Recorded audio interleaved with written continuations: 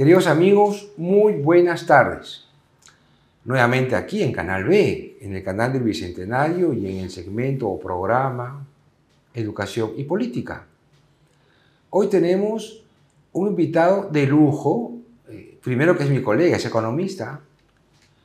Él es Mauro Gutiérrez, economista, como dije hace un rato, con una magíster en la Universidad de Chile y estudios de doctorado también, tanto en la Universidad de Chile como en la Universidad Católica. Y él es jefe de la SUNAS. Él nos va a explicar ahora en qué consiste la SUNAS, cuál es su objetivo, sus fines. Cosas muy realmente importantes porque mucha gente ignora los trabajos de las supervisoras.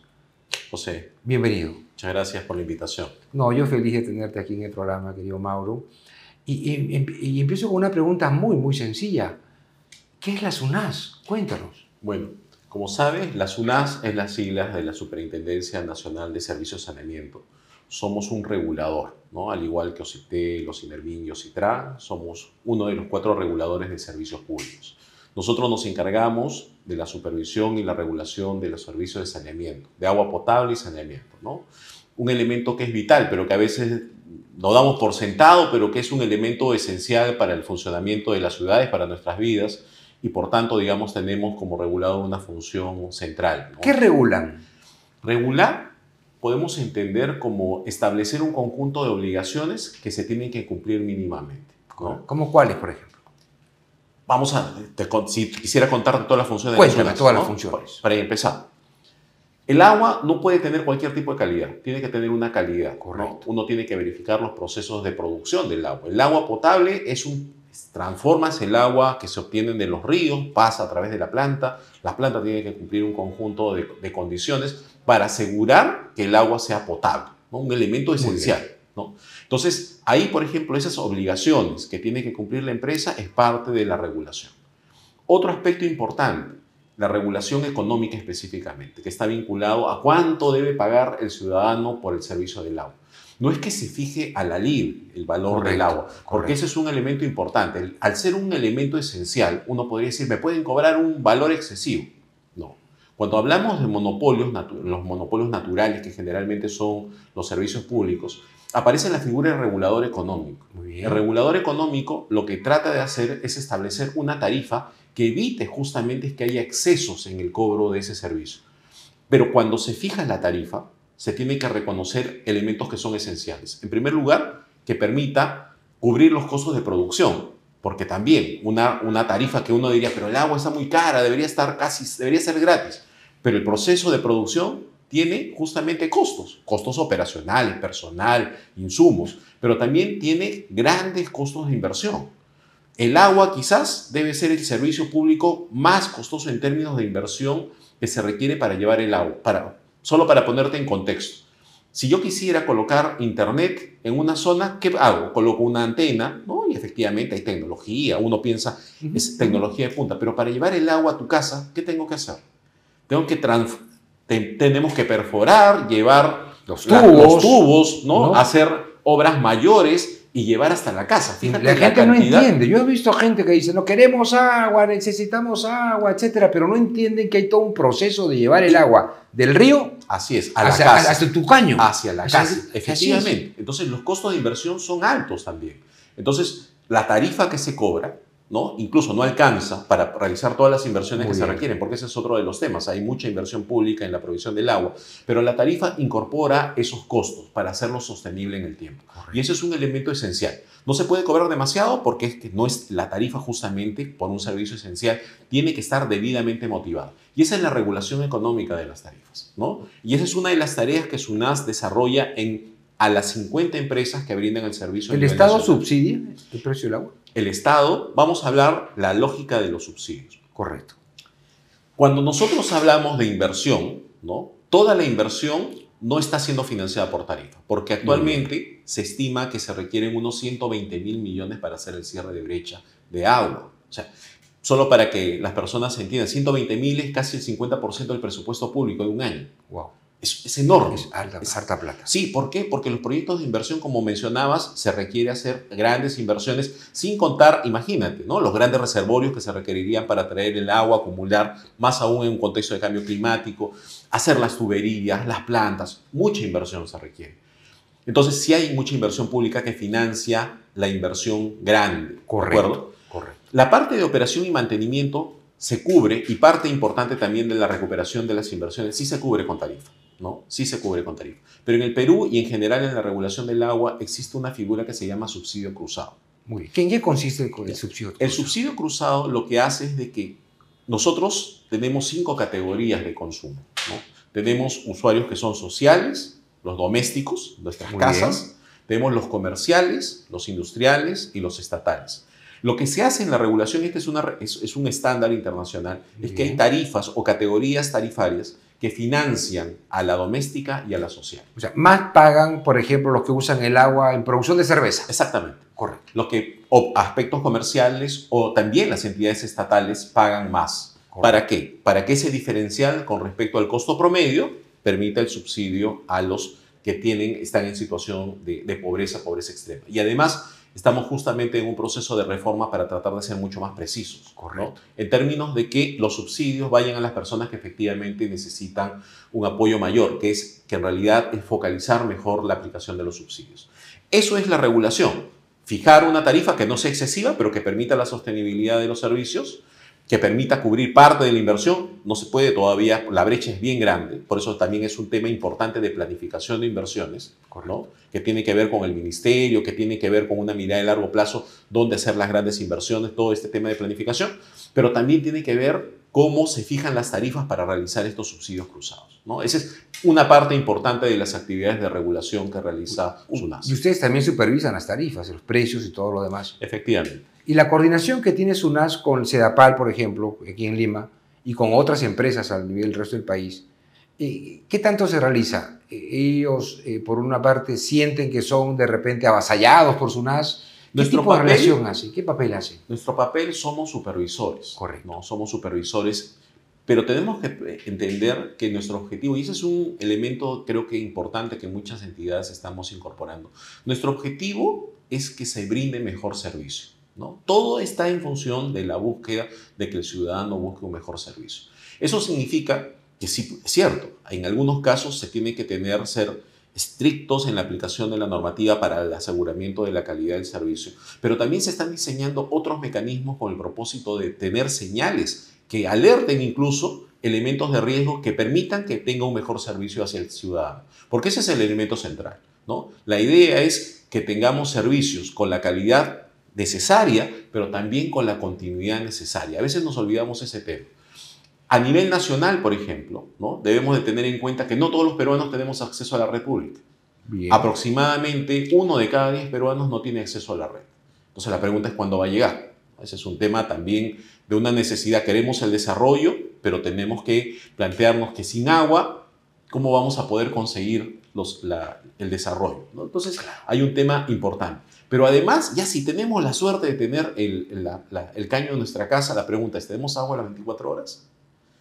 Ese es otro reto también importante, ¿no? Entonces, lo que estamos haciendo con la SUNAS es tratar también de tener más información y detalle cómo se está brindando el servicio.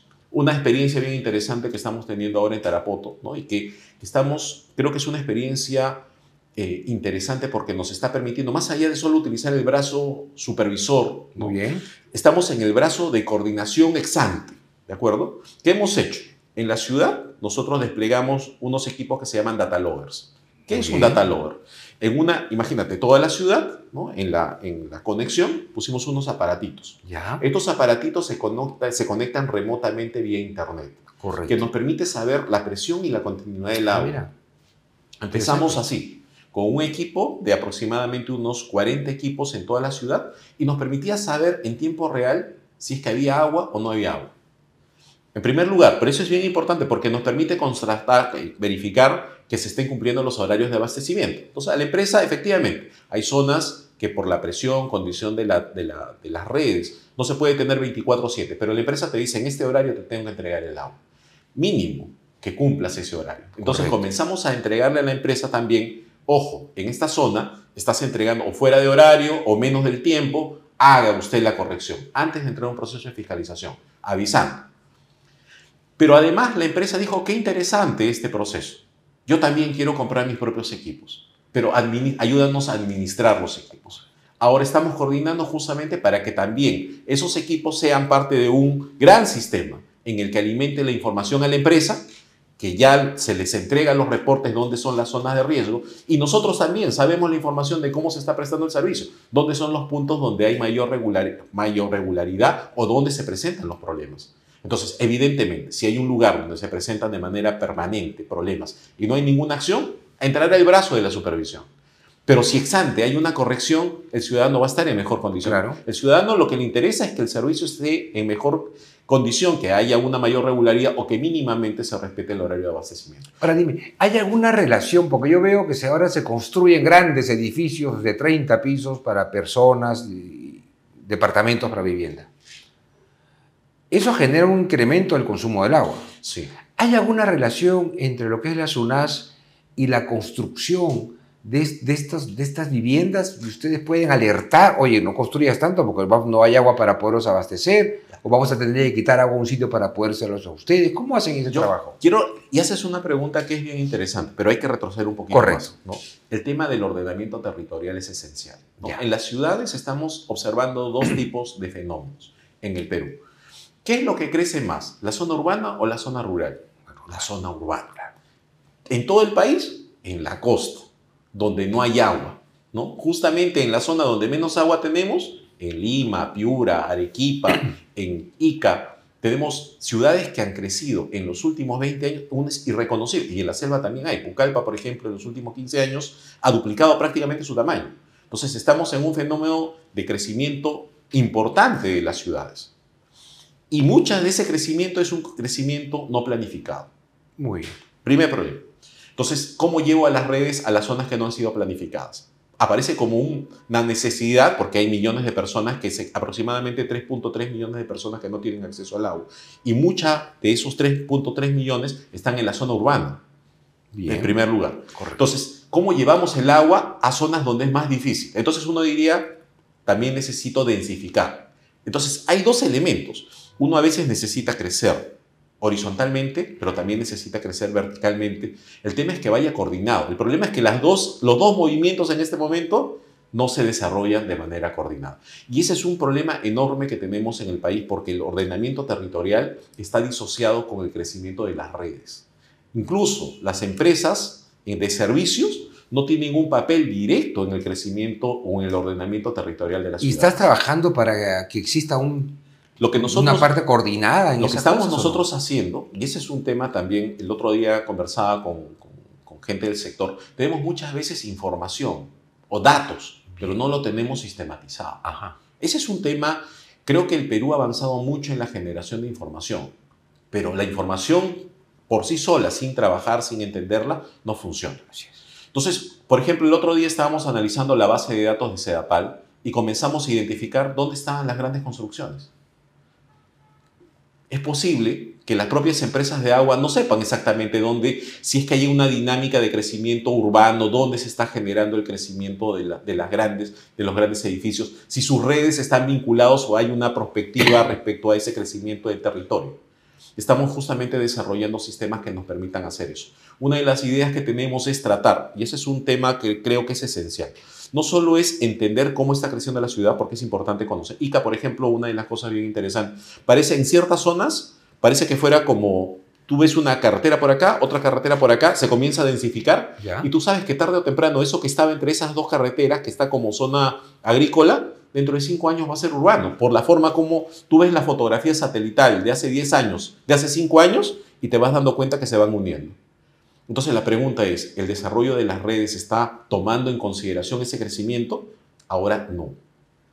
Lo que estamos tratando de hacer desde la SUNAS es entender y tener toda esa información para también poder proyectar cómo va a ser la demanda. No solo una demanda general, es decir, todo Lima va a consumir tantos millones de metros cúbicos, no, sino también poder identificar dónde se va a necesitar y dónde se está ubicando la población, porque ahí va a estar justamente las demandas de agua, la necesidad de agua. Y cuánto va a significar también la inversión, porque ese es otro elemento. ¿Cuánto crees que cuesta una conexión de agua? No sé, dime cuánto. Pero imagínate, a ver, Ay, no sé, no me atrevo a dar un número. cuando el otro día hice una pregunta de esto a personas que Ya. también más o menos están entendidas del agua, me decían, pues costará 5.000 soles. Le digo, te quedas corto. 10.000. Ya. Uno se atrevió y dijo 15.000. Ya. Está más o menos en 80.000 soles, 90.000 soles el costo de una conexión de agua y alcantarillado. Si tú agarras un proyecto de inversión, ¿no? Y identificas cuánto cuesta llevar el agua a una zona, lo divides entre el número de conexiones, eso es lo que te cuesta. Imagínate, por casa, por casa, Repite la cifra. 80.000 a 90.000 soles. Increíble. Entonces, en una zona, tú puedes estar hablando que solo ese costo de inversión por familia, estamos hablando de más de 20.000 dólares. Entonces, y ese es el costo de no ser ordenados, ¿no? El ordenamiento territorial es un tema central, porque luego van a seguir, se sigue avanzando. La pregunta, también existe la demanda. ¿Cuándo me va a llegar los servicios? Claro. Lo que va a significar después si se va a traducir en inversión. Si nos va a costar 20 ahora, posiblemente después nos va a costar más, 25.000 dólares quizás la conexión. Entonces, ese es un elemento que es importante que dimensionemos. El ordenamiento es un tema central que está vinculado al tema de las necesidades de inversión. ¿Y esto lo vienen trabajando con vivienda? ¿Con el sector vivienda? Sí. ¿Cuál es el trabajo? ¿Qué tal el trabajo articulado, intersectorial? Es que importante. ustedes Nosotros, pueden nuestro realizar? papel es como reguladores, ¿no? Ese es un diseño también interesante de los reguladores peruanos, ¿no? O sea, a veces cuando lo comparamos con otros reguladores de la región, la peculiaridad de los reguladores peruanos es que no estamos en el mismo sector que el ministerio que está vinculado. Nosotros somos PCM, ¿no? Nosotros estamos en la presidencia del Consejo de Ministros. Y como reguladores tenemos un nivel de autonomía justamente por la naturaleza de cómo fueron creados los organismos reguladores. El ministerio es el encargado, es el ente rector, ¿no? Encargado de la política y se encarga de las inversiones. Entonces, el regulador cuando define, por ejemplo, un estudio tarifario, identifica las inversiones que tiene que desarrollar, tiene que hacer coordinación con la empresa, pero también coordina con el sector, ¿no? Justamente para identificar, acá se van a necesitar estas inversiones y el ministerio tiene sus programas de inversiones multianuales que se vinculan con esa programación de inversiones de largo plazo. Entonces, por eso es muy importante esa coordinación. Pero también el ministerio tiene otros retos y como te he mencionado, ¿no? El agua no es que salga pues mágicamente de un espacio, va a depender de qué, de la cantidad de agua que hay en el río. Pero el río viene de dónde, de la cabecera de cuenca.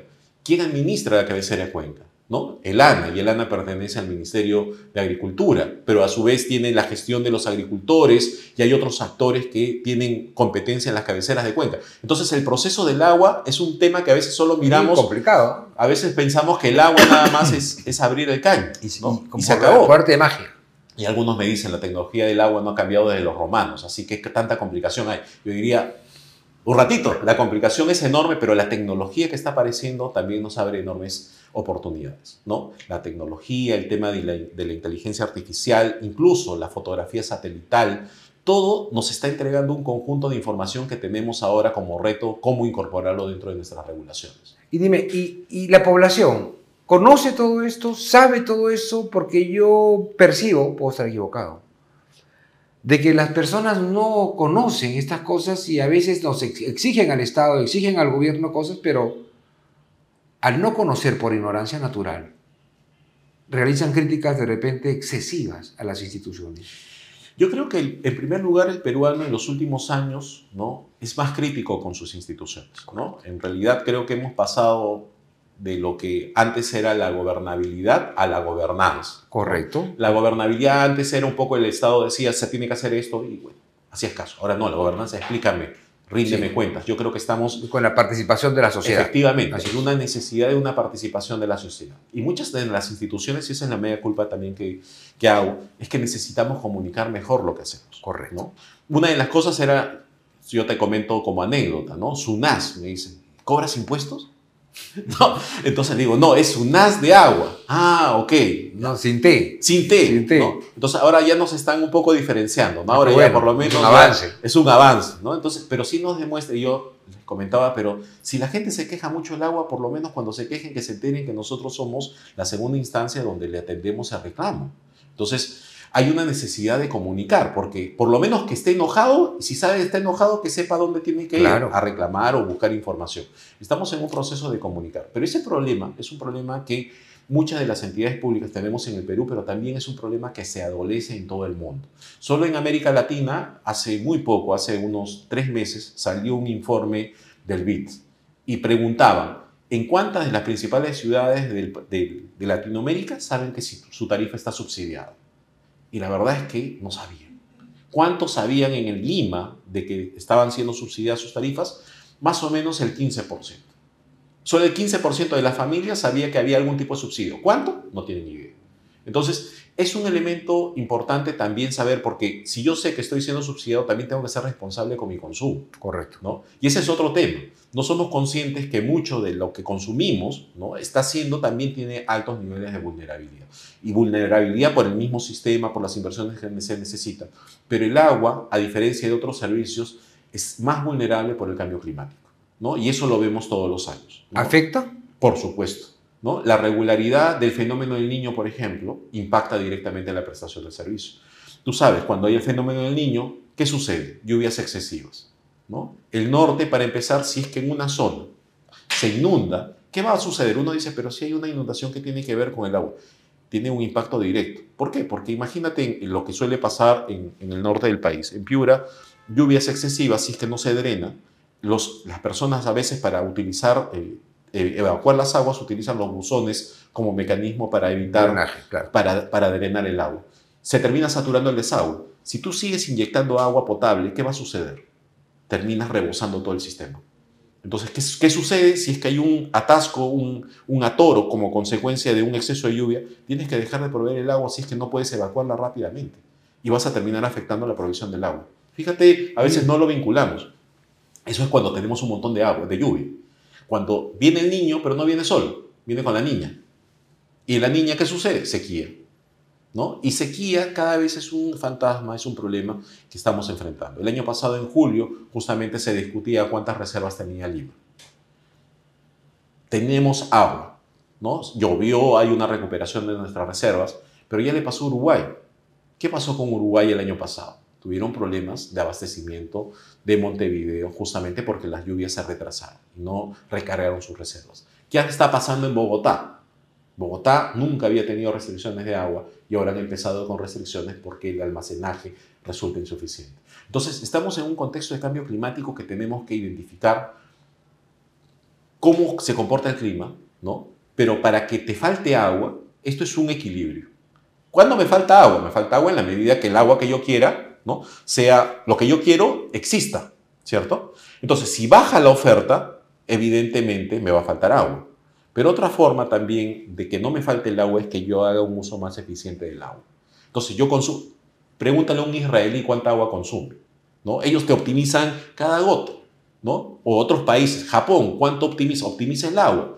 ¿Por qué? Porque saben que su agua es escasa. ¿Pueden decir que les falta agua? No, porque lo están utilizando de manera óptima, están optimizando. Entonces también hay un tema de responsabilidad entendiendo esto. Tenemos una oferta que está afecta al cambio climático, pero nuestra demanda también tiene que ser educada. Y creo que ahí todavía tenemos espacios importantes. Pero yo veo que ustedes viajan a todo el país y realizan contactos permanentes con la ciudadanía, con la población, y también implantan aspectos de carácter educativo. Sí, tenemos pero solo para volver a este tema, ¿no? Correcto. OMS nos dice que con 100 litros de agua día podríamos vivir. Esa es otra de las grandes preguntas. La gente no sabe cuánta agua consume al mes, por ejemplo, en un hogar. Un hogar típico en Lima, ¿no? Y eso también es otra pregunta. Me dicen que seguro consumiré unos 200 litros que en el día, ¿no? Al mes una familia consume aproximadamente 17.000 litros de agua. ¿Cuántos camiones cisternas son? Eso es para tener una idea. Puede ser. Para graficar 17.000 litros son 17 metros cúbicos y un camión es como de 10. Entonces sería como camión y medio por familia. Fíjate, o sea, no es poca agua. Claro. ¿No? ¿Y cuánto pagas por eso? Y ahí recién uno asocia la cantidad con el valor de lo que paga, ¿no? ¿Cuánto pagas por metro cúbico? Por 1.000 litros de agua pagas más o menos unos 3 soles y algo. Por 1.000 litros de agua San Luis o la marca que fuese, ¿cuánto pagarías? Claro. ¿No? Entonces, exactamente, eso sale miles de soles, ¿no? Pero a veces no entendemos si el agua es cara o barata si no dimensionamos cuánto estamos consumiendo, ¿no? Por eso yo siempre a veces pregunto a algunos alumnos que tengo en la universidad, le digo, si yo te vendo una gaseosa a 5 soles, Yo le pregunto, ¿es cara o barata?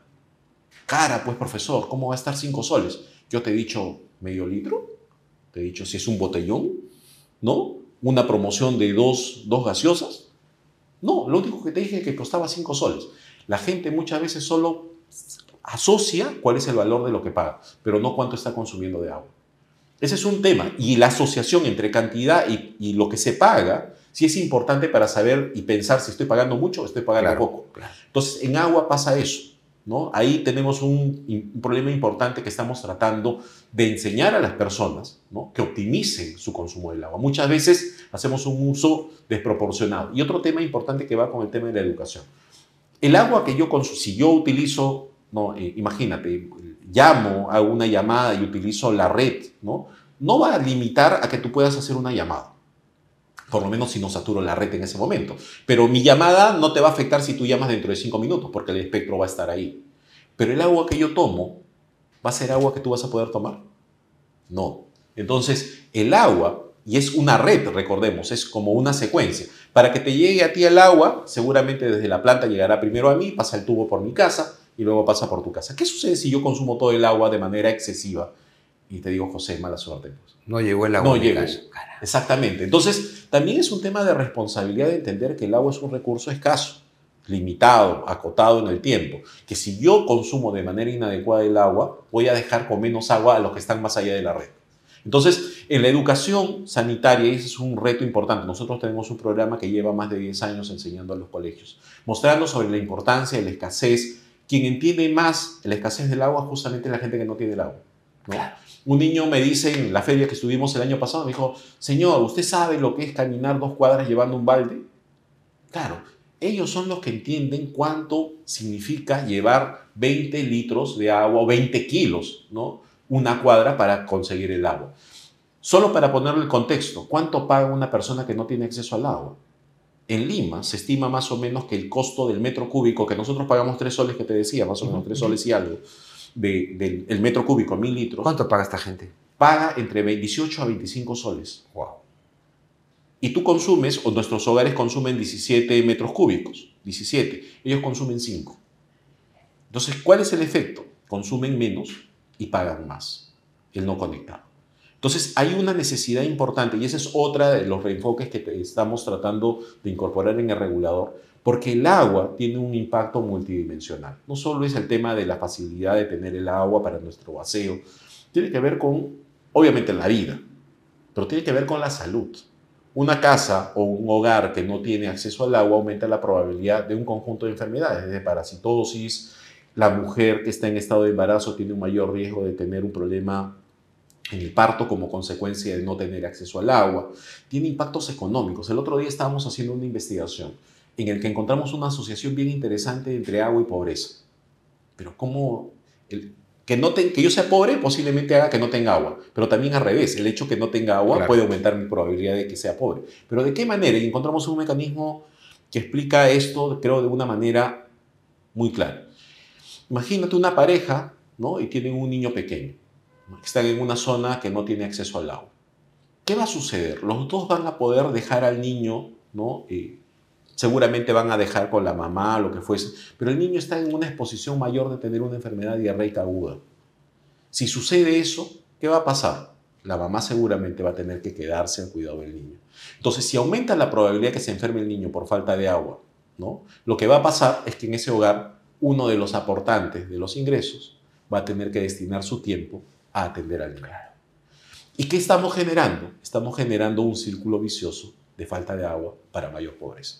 Entonces, a veces no se visibilizan esos elementos, pero es muy importante explicitarlos. Por eso lo que te digo, ¿no? El hecho de que yo consuma de manera más adecuada permita que tenga más agua gente que no tiene, pero también es relevante este hecho que mencionábamos, el tema de los subsidios, también entender que lo que pagamos debe ayudarnos también a expandir la red a gente que no tiene acceso al agua. O sea, tiene que haber definitivamente una buena política educativa en el tema desde la raíz. Sí. Es importante entender de que el agua no es que misteriosamente sale del caño, ¿no? Sino que es un proceso costoso, que para llegar a donde llegamos en este momento a tener agua, se ha tenido que hacer muchas inversiones y que gracias, por alguna razón, tenemos en donde estamos nosotros, tenemos agua, pero hay muchos que no tienen. ¿Cómo hacemos para también ser solidarios con los que no tienen? ¿Cómo van a llegar hacia ellos? Y lo otro es que el agua se nos puede agotar. ¿Cómo hacemos y el agua hay que entenderlo, en el futuro lo vamos a tener que entender como nuestro depósito bancario, ¿no? Es prácticamente eso. Porque si yo tengo mis ahorros, ¿no? Y yo los gasto de una manera no responsable, el día de mañana, ¿cuánto de reserva voy a tener? Voy a tener menos. El agua pasa lo mismo. Si yo ahora lo utilizo de manera no ordenada, mis reservas van a disminuir. ¿Qué pasa si no llueve sistemáticamente en 2 o 3 años? Entonces tenemos que prever ese tipo de situaciones. Y lo cierto es que el cambio climático nos pone unos retos importantes. Yo recuerdo de niño que estábamos en el colegio y yo tomaba el agua del caño. Hoy ya no se estila eso. Nuestra agua, ¿algún día podremos consumirla directamente del grifo, del caño? ¿O es un mito que hay que comprar el agua comercial? ¿Cómo es ese tema? Lo que nosotros encontramos, y esa es una pregunta muy, muy interesante, ¿no? Nosotros hicimos un estudio en el que analizamos cómo llegaba el agua, monitoreamos siempre el tema de los niveles de cloración del agua en los puntos de red, ¿no? Pero este estudio lo hicimos con unos investigadores de la UNI para tratar de ver y medir adecuadamente el agua antes del ingreso a la casa y en otras instituciones, ¿no? Muy bien. Y dentro, ¿de acuerdo? Antes y dentro, ¿no? En la puerta, porque la empresa, la norma dice, la empresa es obligada hasta el punto de conexión, hasta donde está la caja, donde está el registro. Pero la responsabilidad es de la casa, desde ese punto de conexión hacia adentro, es responsabilidad del hogar, o del colegio, o del hospital, o quien fuese, ¿no? Uno diría, las mediciones de cloración entre los dos puntos pues no deberían variar, pero lo cierto es que sí varían. ¿Ya qué se debe? Que no mantienes las instalaciones internas. Porque el agua pasa ¿a dónde? Todos tenemos un reservorio. O sea, el problema no es, vamos, es desde la puerta de mi casa hacia adentro. En gran medida, en gran medida. Mis tubos están sucios, mi tanque está cochino. La pregunta es ¿cuántas veces limpias el tanque?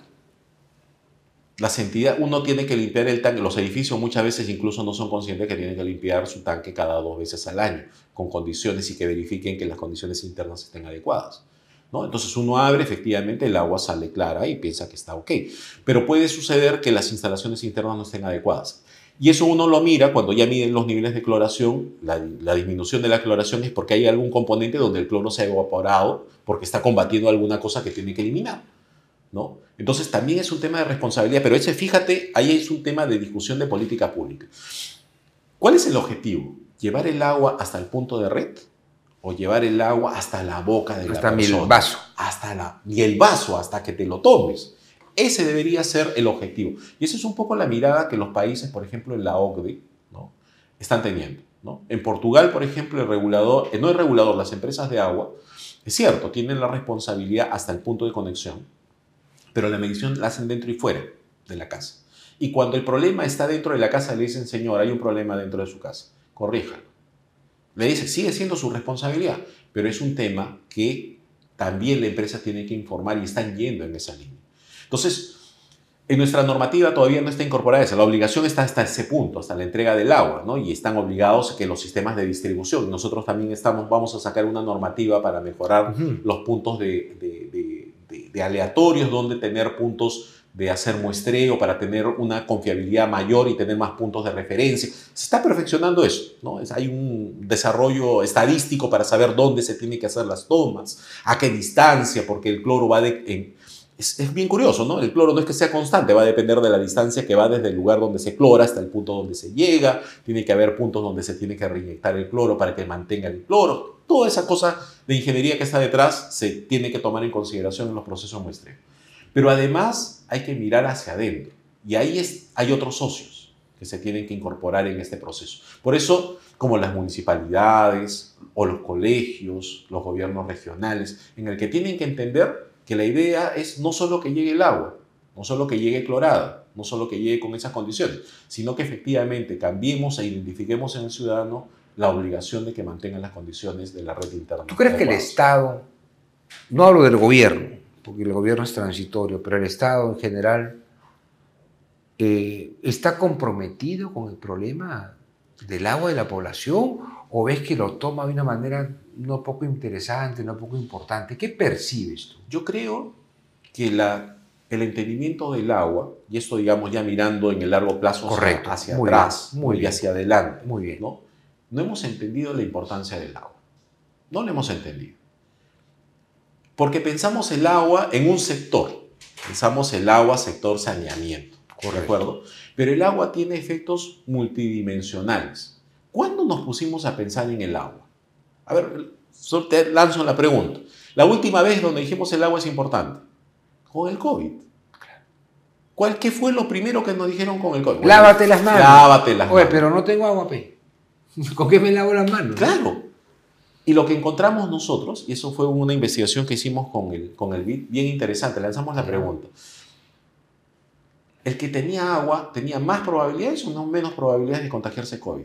¿Qué crees que encontramos? ¿Qué encontraron? Encontramos que las personas que no tenían agua tenían 25%, 15% más probabilidad de contagiarse COVID.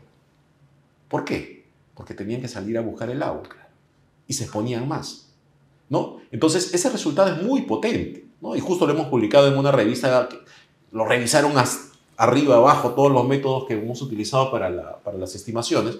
Pero lo que hicimos, ¿no? Y por eso fue un resultado bien interesante, en una zona en el borde, llamemos, donde llegaban las conexiones, se encuestó a la gente que estaba al lado, que no tenía agua, Correcto, bien. y a la gente que sí tenía agua, ¿no? O sea, vecinos casi como que se saludaban, solo que uno no tenía agua y el otro sí tenía agua. Y se comenzó a evaluar cómo estuvieron de COVID. Si las probabilidades de contagio fueron diferentes en dos vecinos que eran muy parecidos, que básicamente el único elemento que los diferenciaba era el tema del acceso al agua. Y encontramos esa diferencia. Ahí recién uno dice, oye, pero sí, pues, ¿no? Pero sí nos han dicho que tiene que ver con diarreas. Ah, también tiene que ver con salud, ¿no? Entonces, en ese momento recién asociamos, sí, pues el agua era importante con salud.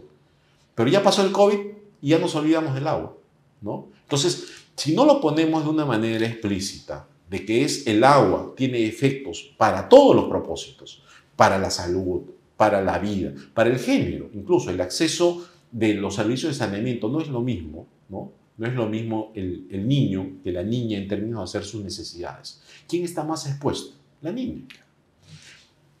Cuando falta agua, ¿a quién encargan que busque el agua? Posiblemente a la niña, ¿no? A la niña, a la mujer, a la mamá y a la niña o al niño. Si el niño y la niña se dedican a buscar el agua, conseguir el agua, y el encargado de que tengan el agua en la familia, ¿le estás quitando tiempo para qué? Para estudiar.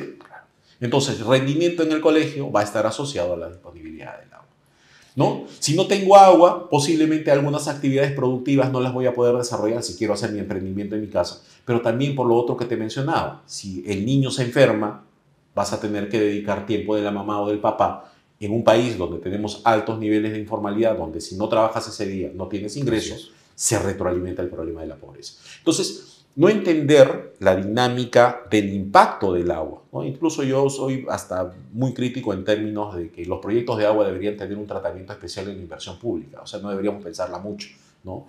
Entonces deberíamos de desarrollar el proyecto de agua, casi ponerle una estrellita ex ante y decir, oye, esto es prioritario, pero va de la mano también con ordenamiento territorial, porque es caro, ¿no? Pero sí tiene que ser un elemento esencial por los efectos, las externalidades que genera el hecho de tener agua o las externalidades negativas de no tenerlas. Y eso es lo que nos ha faltado.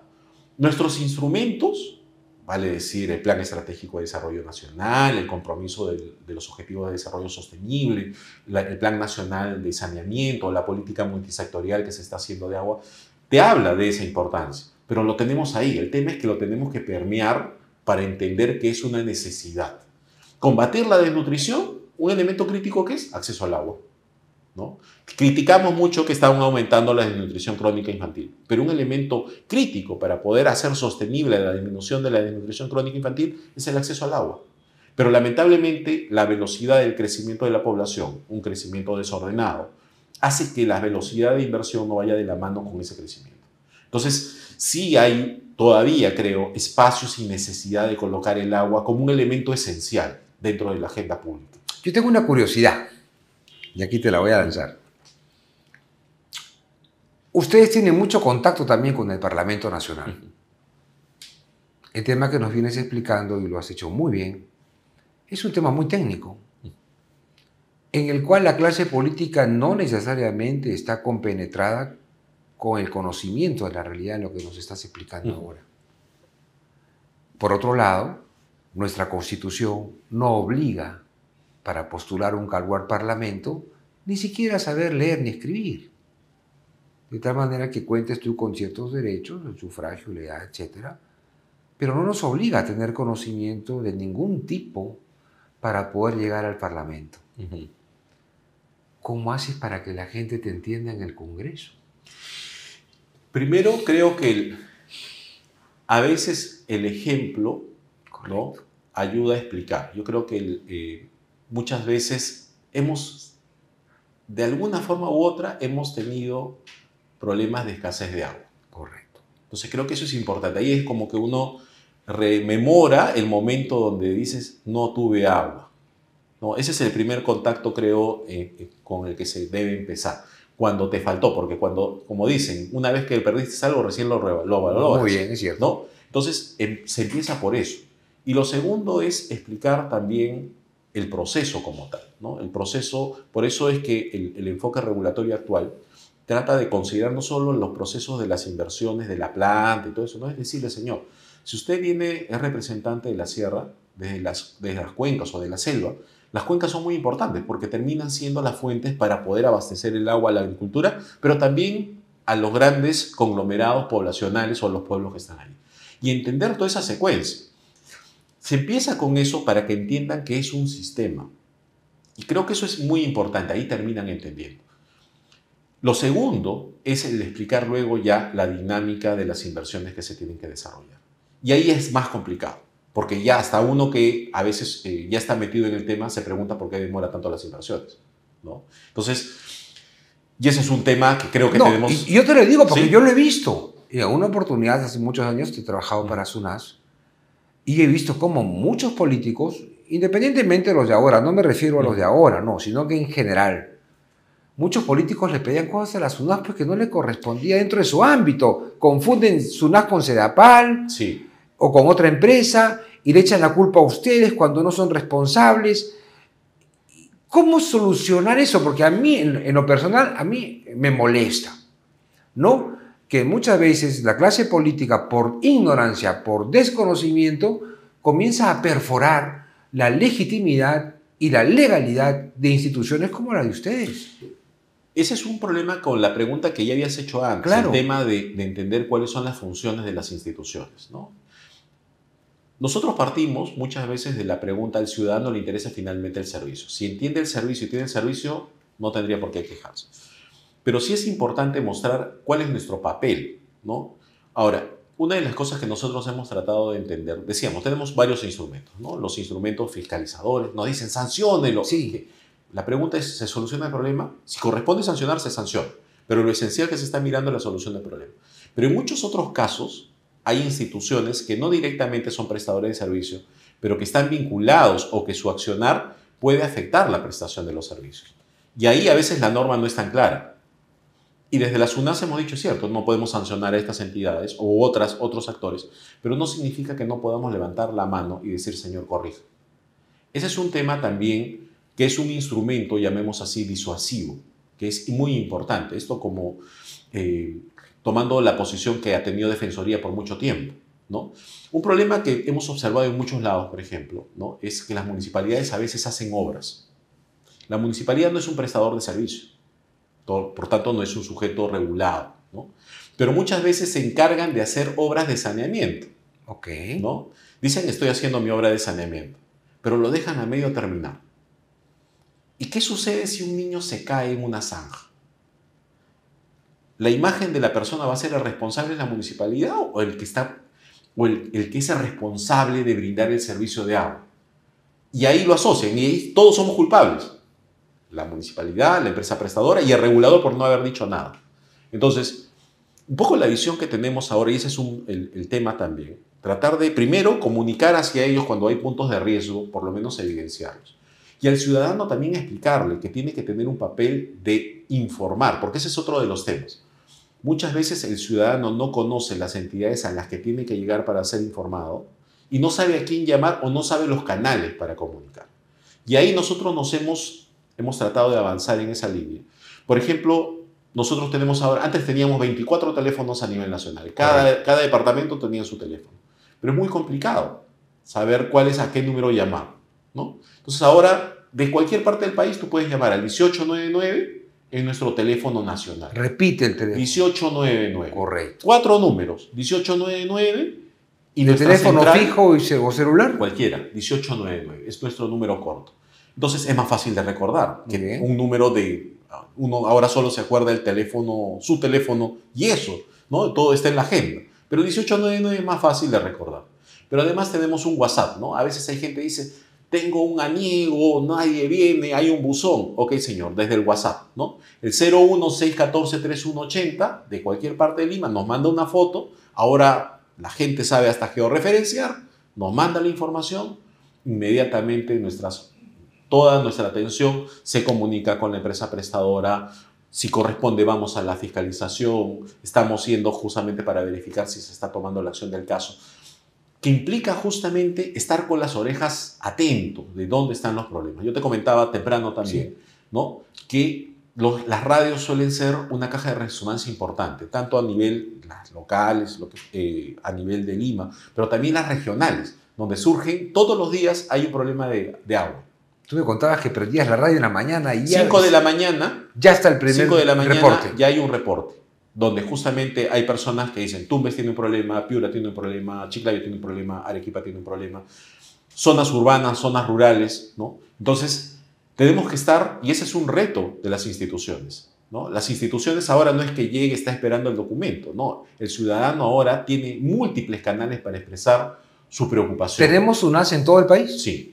Tenemos UNAS a nivel nacional en los 24 departamentos, ¿no? Tenemos nuestras oficinas desconcentradas, no solo, y esa es una diferencia, no solo es un centro donde está un orientador, sino que ahí tenemos nuestros supervisores, tenemos los economistas que hacen análisis de la base comercial, tenemos los especialistas ambientales que también hacen las coordinaciones de caracterización de otros prestadores en el ámbito rural, que también es otra competencia que también tenemos como parte del regulador. Y tenemos esa posición, pero evidentemente siempre queda corto el trabajo. Pero el elemento donde estamos tratando de enfatizar mucho es el tema de la comunicación hacia el usuario. Más aún, tenemos como una carta de compromiso. ¿Pero qué es la carta de compromiso? Es el hecho de que cualquier persona que nos llame, tenemos la obligación o de contestarle o de devolverle la llamada, ¿no? Entonces, siempre vamos a devolver la llamada, porque igual nos auditan, ese es un proceso auditable, que permita justamente que cualquier usuario que tenga un problema, inmediatamente le estamos haciendo la devolución de la información, porque ese es un elemento importante. Uno de los problemas de las instituciones muchas veces es que las personas tienen una expectativa y que no se cumplen las expectativas. Peor todavía si la expectativa ni siquiera sabes a quién identificarla. Yo tengo la expectativa de que me brinden un servicio, pero no sé ni siquiera quién me debe brindar ese servicio. Entonces, la responsabilidad de las entidades públicas, creo que ahora, es saber el ciudadano qué es lo que necesita.